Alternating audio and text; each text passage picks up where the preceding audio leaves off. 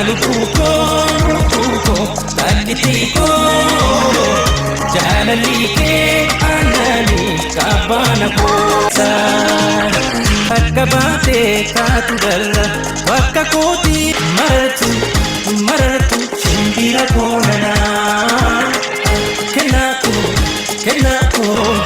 Jalalike, Anani, Kabana Kosa, Maratu, Shimbira Konana, Kenako,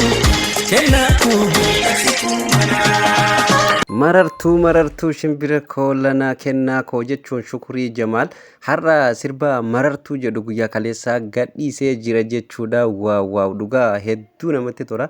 Sirba ajaa'ibaati. Garuu sirbi Shukurii Jamaal kun maalirratti hirkata? Sirba jaalalaati moo sirba maaliiti kan jedhu? Akkasumallee sirbi kun namoonni hedduun akka jedhaa jirutti sirba aadaa Oromoo cabsee fi sirba safuu Oromoo cabse yookaan aadaa aadmaleedha. Namoonni jedhanillee hedduudha jechuudha. Mee kanarratti illee waan jennu qabna. Sirbi Shukurii Jamaal akkamii kwaalitiin isaa olaanaadha moo gadaanaadha kan jedhu mee waliin irratti haasofna. Daawwattoota keenya akkuma beekamu kana durallee viidiyoo beeksisaa dalaguun keenya ni yaadatama jechuudha. Sirbi isaa kaleessa gadi dhiifame jechuudha. Ammallee Vision Entertainment irratti dhaqaatii daawwadhaa. Laayikii godhaa, sheerii godhuu hin dagatina. Egaa mee kana waliin ilaalla jechuudha. Akkam jirtu daawwattootaaf kabajamtoota Oromaan baga irra deebiin gara chaanaala Oromaan dhuftan. Namoonni haaraa taatan fuula chaanaala Oromaan subscribe godhuu miseensa maatii keenyatti dabalama. Viidiyoon keenya yoo isinitti tole like share godhaa namoota hedduu biraa akka dhaqqabuu fi mee sirba marartuu jedhu artist Shukurii Jamaal gadhiise kana yaada keenyallee waliin irratti kennataa jechuudha. Hanga dhumatti react irratti goona jechuudha. Yaada keessallee sanduuqa komentii keessatti nuuf barreessuu hin dagatina. Daawwattoota keenya kabajamoo fi jaallatamoo sirba isaa iskiriina irratti daawwataati waliin haasofna jechuudha. Daawwattoota keenya akkuma argitanii amma asirratti intalli maal godhataa jirti dhugaa rabbii hedduu jechuun intalli qullaa jirti garuu artistii Shukurii Jamaal bakka kanatti namoonni hedduulleen akka jedhaa jiranitti jechuudha. Artistii Shukurii Jamaal sirbi isaa hundinuu sirba aadaa Oromoo irratti hundaa'e fi sirba bakka safuu osoo hin cabsin aadaa Oromoo osoo hin cabsin sirbameedha wallisaa as ga'eedha. Garuu kan ammaa kun xiqqoo kan durirraa faallaa ta'e namoonni jedhanilleen hedduudha. Garuu sirbi baay'ee sirba bareedaadha wallee bareedaadha. Garuu xiqqoo haalli inni itti waraabee yaa'u hedduu xiqqishu. Kaanirraa wal faallessa jechuudha because ijoolleen qullaa jirti jechuudha. Akka malee sirbaaranii hundaafuu yaa wanni miidiyaa kun akkuma beekamu jechuudha. Karaa tokko yookaan kallattii tokko qofaan daandii tokko qofaan hin adeemamu jechuudha. Mee viidiyoo kana ilaala.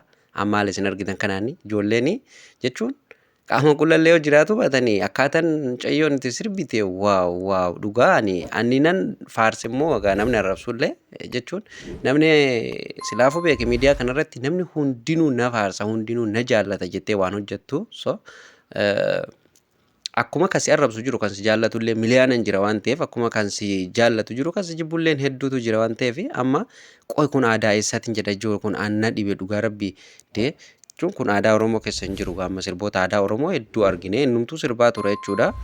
Yaa garuu xiqqishoo Shukurii keenya osoo bakka kun silaa sirratee bareedaadha. Garuu warri miidiyaa kun haa wacanii fi waan akkanallee hojjetuun laalmee ijoolleen qullaa jirti bar jechuun humaa irra hin jiranii bar.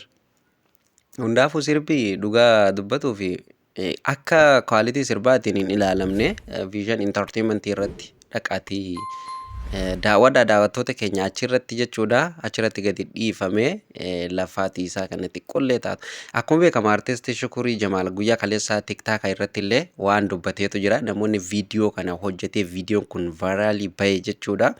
Hordoftoota baay'ee viyuu baay'ee gara TikTok alleetiin kan argatee jiru yoo ta'e nam badhaasa jedhee jira jechuudha. Maarree isinilleen sirba isaa yookaan wallee isaa kana xiqqoo isaa jechuun fayyadamtanii eegaa muraasa fayyadamtanii gara TikTokatiin gara reelii Feesbuukaatiin viidiyoolee gaggabaaboo jechuudha. Sakandii 5 hanga sakandii 30 gidduu irratti hojjetanii viyuu bareedaa yoo kan isiniif bahu ta'e jechuudha. Namoonni hedduun yoo kan ilaalan ta'e jechuudha.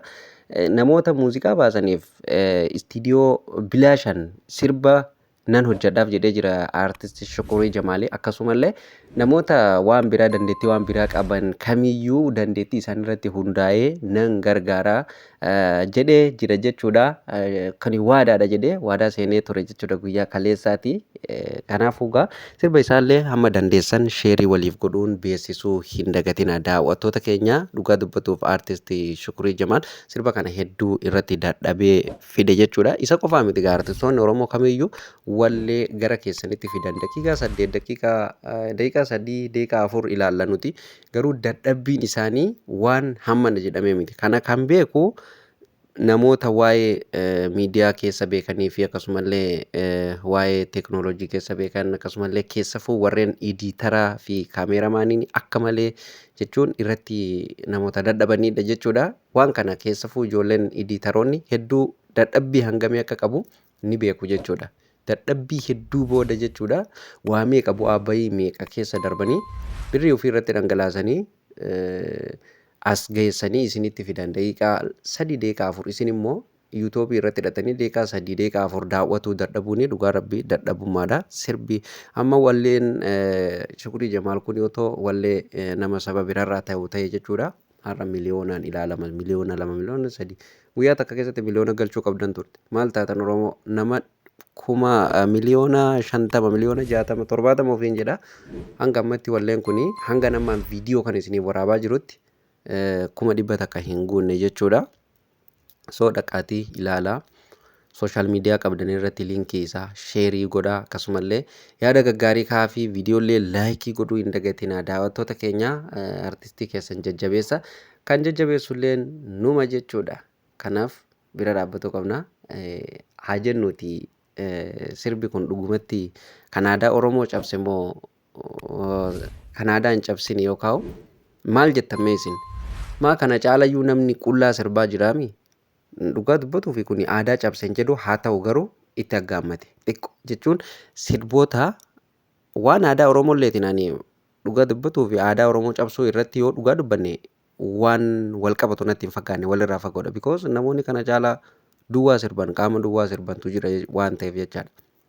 Garuu wanti xiqqishoo ana keessa jiru yoo jiraate wallee aartistii Shukurii Jamaal hanga ammaa hojjetaniin xiqqishoo wal faallessa akkaataan reaaktii isaan godhan sochiin isaanii xinnoo wal faallessa.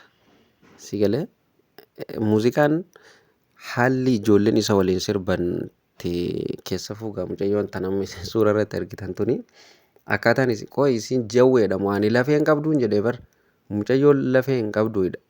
Jechuun akka nama lafee hin qabnetti bare akka waan bofaatti mammaramtee ol ka'aa jirti. Hundaafuu